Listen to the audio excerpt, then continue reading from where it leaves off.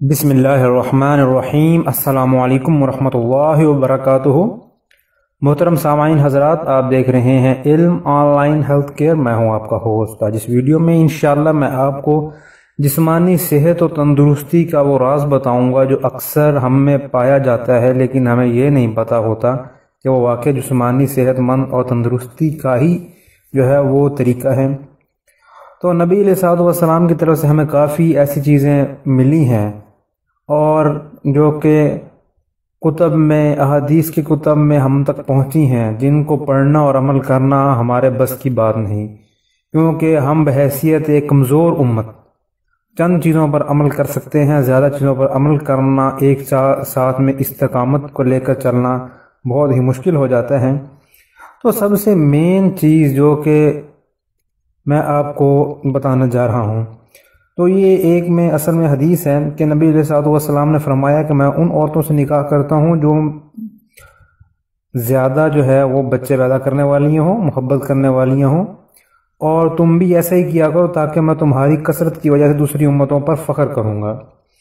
لیکن مسئلہ ادھر یہ ہے کہ ہمارے معاشرے میں اس طرح کی چیزوں کو نگلیکٹ کر دیا جاتا ہے۔ ہم شادیاں کرتے ہیں لیکن ہمیں یہ نہیں پتا کہ شادی کرنا بھی جسمانی صحت و تندرستی کا راز ہے۔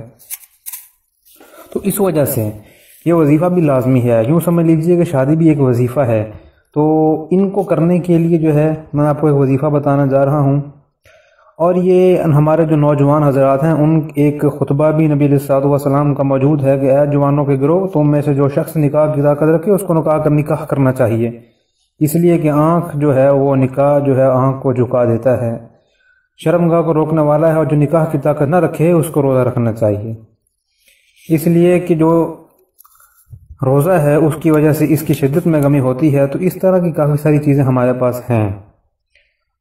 تو اس کے لیے اگر آپ کی شادی میں مسئلہ ہے یا اس طرح کا کوئی فعل ہے تو سب سے پہلے کسی وظیفے کرنے کی ضرورت نہیں ہے، آپ سب سے پہلے خود زور لگائیے، گھر والوں کو منائیے، گھر والوں کو حقائق بتائیے۔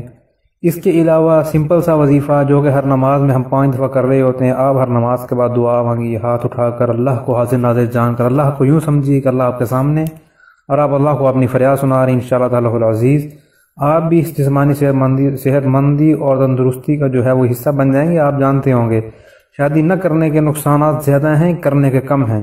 تو اس وجہ سے یہ تمام چیزیں ہماری سوسائٹی کے یعنی کہ ان کی آنکھوں پر دھندلا گئی ہیں، جو کہ ہمیں صاف کرنا چاہیے، ہمیں خود سے جو ہے وہ زور لگانا چاہیے، ریسورسز کو یوز کرنا چاہیے۔ اس طرح انشاءاللہ تعالیٰ العزیز تمام کام سمپلی چل سکتے ہیں، کیونکہ سنت پر عمل کرنے والا ہی جو ہے وہ نجات پائے گا۔ اور فعلیکم بسنتی و سنت الخلفاء المہدیین الراشدین کا جو طریقہ ہے وہ سنت پر عمل کرے یہی حاصل ہو سکتا ہے۔ اگر وظیفہ پسند آیا ہو تو اس چینل کو سبسکرائب کر دیں، ابھی سے لائک کر دیں۔ السلام علیکم ورحمۃ اللہ وبرکاتہ۔